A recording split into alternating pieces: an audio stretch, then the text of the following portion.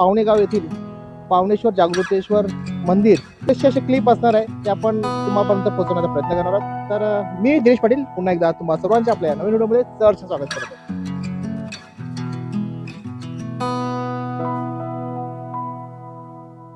कर्पूर गौरम करुणावतारम संसार सारम भुजगेंद्रहारम सदा वसंतं हृदयारविंदे भवं भवानी सहितं नमामि। नमस्कार मंडळी, आपल्या सगळ्यांचं मनपूर्वक स्वागत। महाशिवरात्रीचा उत्सव अतिशय आनंदाने सुरू आहे। श्री क्षेत्र पावणेश्वर मंदिराजवळ नवी मुंबईतलं एक असं देवस्थान अतिशय ऐतिहासिक असलेल्या आणि या संपूर्ण मंदिराचा या महाशिवरात्रीचा हा उत्साह आपण पाहतोय दिनेश पाटील लाईव्ह चॅनेल वरती। आणि नक्कीच सगळ्या भक्तांची इथे मांदियाळी लागलेली आहे आणि अतिशय सुंदर असे हे नियोजन शासनाच्या माध्यमातून सुद्धा करण्यात आलेलं आहे।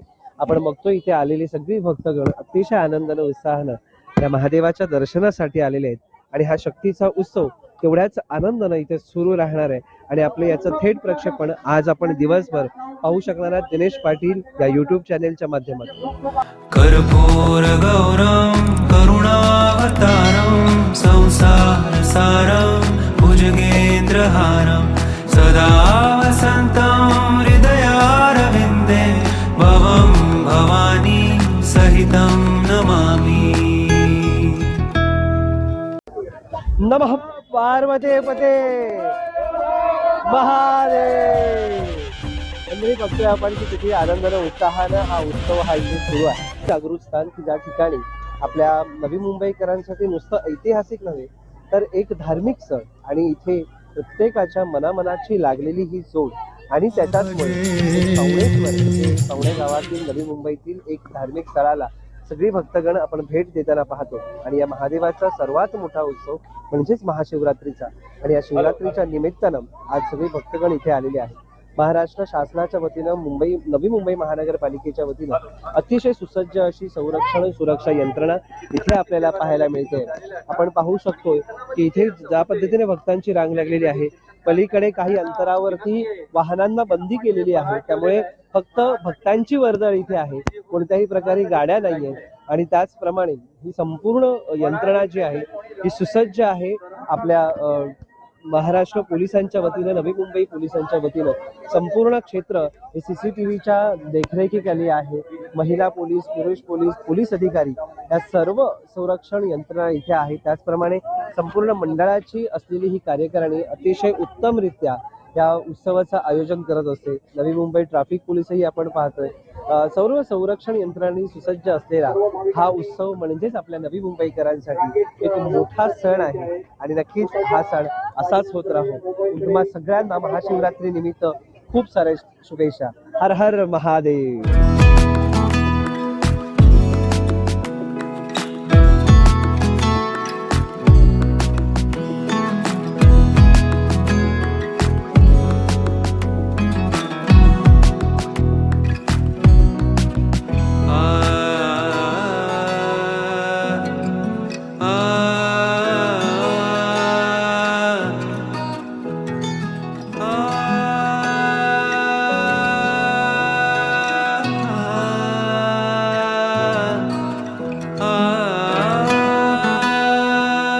श्री क्षेत्र पावणेश्वर स्वयंभू जागृत शिवमंदिर पावणेगाव अयोध्येत या महाशिवरात्री निमित्त हा होणारा खूप मोठा उत्सव, त्यासोबत होणारा अखंड हरिनाम सप्ताह, ज्ञानेश्वरी पारायण सोहळा, कीर्तन, भजन या सगळ्यांनी सजलेल्या या सोहळ्याची ज्यांच्या माध्यमातून सुरुवात झाली असे आपल्या सगळ्यांचे आदरणीय माजी अध्यक्ष स्वर्गीय चंद्रकांत रामदास पाटील साहेब आणि नक्कीच त्यांच्या सौभाग्यवती स्वर्गीय वंदना चंद्रकांत पाटील या दोन्ही मान्यवरांना आजच्या या दिवशी आपल्याला विसरून चालणार नाही। आपला हा उत्सव होण्यासाठी, हे मंदिराचं अस्तित्व राहण्यासाठी या दोघांचाही बराच मोठं सहकार्य लाभलेलं आहे। शिवमंदिर श्री क्षेत्र पावणेश्वर या मंदिरासाठी पुन्हा एकदा आपल्या भक्तांचे स्वागत आणि या दोन्हीही ईश्वराची सेवा ही सर्वात मोठी सेवा असे म्हटली जाते आणि ही सेवा करण्यासाठी महाशिवरात्रीच्या निमित्तानं आपण पाहतोय की आपल्या अमरनाथ सेवा मंडळाचे हे कार्यकर्ते, अगदी महिला, अबालवृद्ध, तरुण या महादेवाच्या सेवेकरी म्हणून इथे उपस्थित राहत आहेत आणि नक्कीच प्रत्येकाला आपल्या वाटा जो आहे तो उचलून या ईश्वराची सेवा अर्पण करण्याची ही संधी या सर्वांना लाभते आहे. या सगळ्यांचं खूप खूप अभिनंदन आणि अशीच ईश्वर सेवा तुमच्या सगळ्यांकडनं घडत राहो हीच प्रार्थना. महादेवाची कृपा आशीर्वाद तुम्हा सगळ्यांवरती राहो. हर हर शिवशंभो भोलेनाथ कर्पूर गौरम करुणावतारम संसार सारम भुजगेंद्रहारम सदा वसंतं हृदयारविन्दे भवं भवानी सहितं नमामि. कर्पूर गौरम करुणावतारम संसार सारम भुजगेंद्रहारम सदा वसंतं हृदयारविन्दे भवं भवानी सहितं नमामि. कर्पूर गौरम करुणावतारम संसार सारम भुजगेंद्रहारम सदा त्या मंदिराच्या सेवेसाठी सगळेजण जोरात तत्पर आहेत. आपण बघतोय की मंदिराच्या सेवेसाठी या भक्तगणांसाठी असलेल्या प्रसादाची व्यवस्था, इथे असलेल्या महाभोजनाची व्यवस्था, महाप्रसादाची व्यवस्था या सगळ्या गोष्टी करण्यासाठी आपल्या इथे देणगी कक्ष सुद्धा उपस्थित आहे.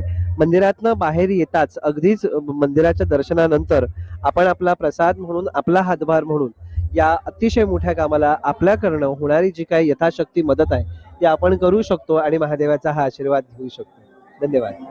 जय बोले. आज महाशिवरात्रीनिमित्ताने पावण्याला आपण महाप्रसादाचं म्हणजे शिवड्याचं उपवासाचं फराळाचं इथं आपण आयोजन केलेलं आहे. याचं करण्याचं मागे एक उद्दिष्ट होतं. गेले 25 वर्ष आम्ही सगळे बाबा अमरनाथ यात्रेला जातो, बाबा बर्फानीला जातो.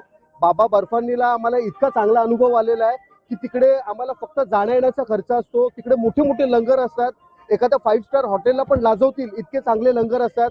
तर आमच्या सगळ्या भोले भक्तांनी विचार केला की आपण पण आपल्या मंदिरामध्ये सेवेसाठी काहीतरी केलं पाहिजे. पण महाशिवरात्र म्हणजे जवळजवळ सगळ्यांचा उपवास असतो, म्हणून काही ना काहीतरी म्हणजे आपण उपवासाचा फराळ केलेला आहे. गेले 25 वर्ष ही अविरत सेवा चाललेली आहे आणि हे सगळे भोलेचे भक्त आम्ही गेले कित्येक वर्ष म्हणजे मानसरोवर यात्रा यातला अनंत दादा, माझे वडील दिलीप यांनी केलेल्या आहेत, काहींनी 4 धाम यात्रा केलेल्या आहेत. म्हणजे भोले प्रसन्न झालेला आहे आणि याचाच आशीर्वाद आपण सगळं बघताय. कारण भोलेच्या दरबारमधली पोच कधीच खाली हाताने जात नाही. हा सगळा कारवा तुम्ही बघताय. जय भोले, भोले की भोले, भोले की पोच करेगी मोज, भोले की पोच करेगी मोज, बम बम भोले. मी पण तुम्हाला सांगेल चॅनलच्या माध्यमातून जसं शंकराची भक्ती आपण इथे करतोय, एकदा तरी तुम्ही मानसरोवरला किंवा बाबा अमरनाथ यात्रेला जाऊ आणि त्याच्यानंतरचे तुमच्या आयुष्यातले वर्ष आणि दिवस बघा कसे सुखाचे, समृद्धीचे, आनंदाचे असतील. धन्यवाद.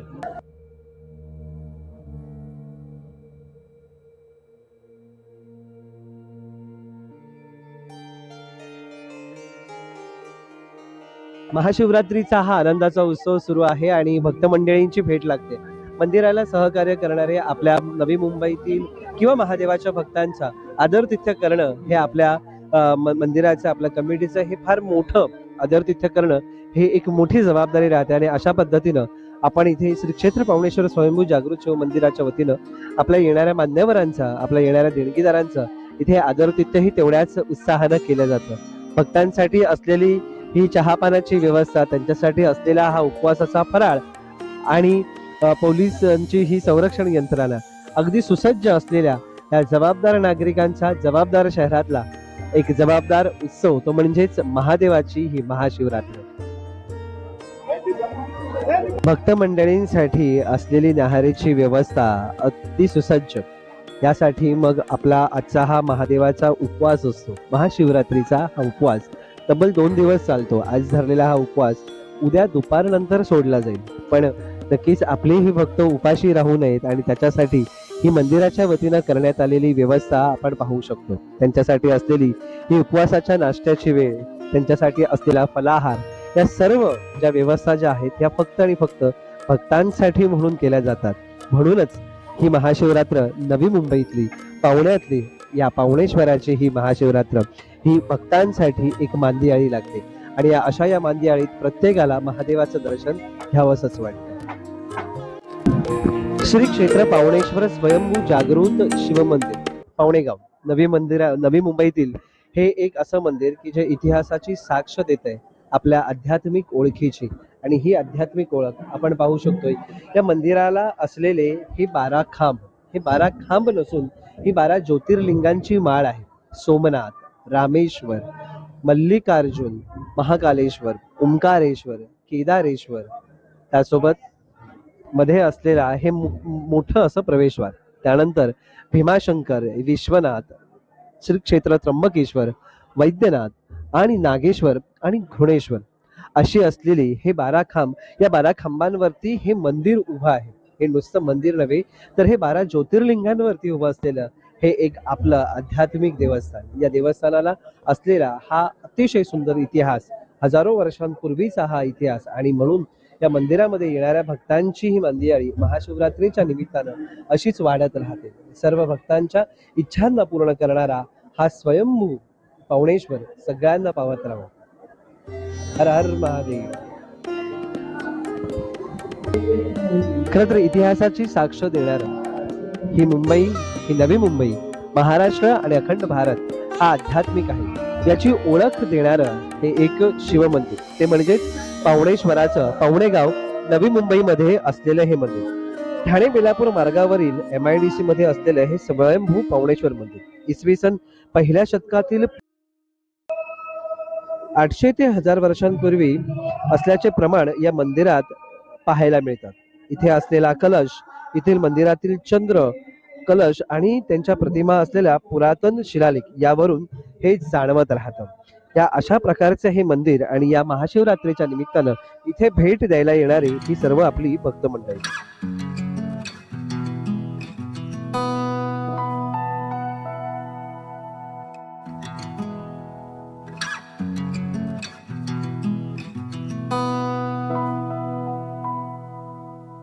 कर्पूरगौरं करुणावतारं संसारसारं भुजगेन्द्रहारं सदा वसन्तं हृदयारविन्दे भवं भवानी सहितं नमामि. आपण बघतोय की ह्याच पिंपळाच्या पायथ्याशी असलेले हे ऐतिहासिक पुरावे, हे मंदिर इतिहासाची साक्ष देणार आहे. आणि त्यामुळेच ह्या शिलालेखांवरती आपण पाहू शकतोय की या पावणेश्वर शिवमंदिराची गणना ज्या पद्धतीने आपण इतिहास म्हणून केली जाते, येथे गद्देगाळ हा शिलालेख आहे. प्राचीन काळी राजे महाराजे या मंदिरांना जमिनी दान देत असत, दागिने, वार्षिक निधी देऊन त्यांचा इथे उद्धार करत असत आणि जीर्ण झालेल्या मंदिरांना पुन्हा पुन्हा उभं केले जात असे. अशा हा गद्देगाळ, हा शिलालेख हा त्याचाच एक पुरावा. या शिलालेखावर वरच्या कोपऱ्यात कोरीव असलेले चंद्र सूर्य स्पष्ट आहेत. यावरून असा अनुमान काढता येतोय की या जगात चंद्र सूर्य असेपर्यंत या मंदिराला कसलाही उपद्रव होऊ नये. शिलालेखाच्या उजव्या अंगास वाघाची चित्रशाळा आहे. वाघोबा देवाची प्रतिमा आहे. म्हणजेच पूर्वी या भागात रानातल्या वाघ दिसत होता. पूर्वेस शेती आणि डोंगर, वाघचित्र शिळेच्या बाजूला दगडी कासव आहे. हा दगडी कासव म्हणजेच शिवमंदिराच्या प्रांगणात हे कासव असतात. मनाच्या संगमाचे हे प्रतीक आहे. शिलालेखाच्या डाव्या हातालाही वाघाचे शिरचित्र आहे. त्याच्या बाजूला दगडी बैल म्हणजेच शिवमंदिराच्या प्रांगणात नंदी बैल हे असतातच. म्हणूनच ह्या नंदी बैलाची ही पुरातन प्रकृती आपल्याला पाहायला मिळते. सोबत इथे पिंपळाचा वृक्ष हा दीर्घ आणि आयुष्याचं प्रतीक आहे. काही मंदिरांचा इतिहास हा शालिवाहन राजाशी हा जोडला जातो, तर काहींचा हिंदवी स्वराज्याशी जोडला जातो. शालिवाहन राजा हा या भागाचा संबंध सातवाहन किंवा शालिवाहन वंशाशी जोडला जातो. त्यापैकीच एक महाराष्ट्रातलं प्राचीन मंदिर ते म्हणजेच श्री पावणेश्वराचं नवी मुंबई स्थित असलेलं हे ऐतिहासिक मंदिर श्री पावणेश्वर.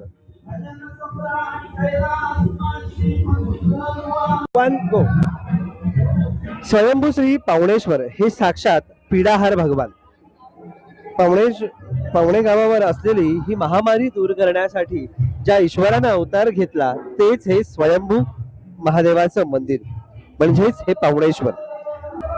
स्थानिक ग्रामस्थांच्या सांगण्यावरून अनेक वर्षांपूर्वी एक नाथपंथीय साधू ज्याला निर्जन जंगलात ध्यानस्थ असताना साक्षात्कार झाला आणि त्यांच्या मार्गदर्शनाखाली या परिश्रमातून स्वयंभू शिवलिंग प्रकट झाले.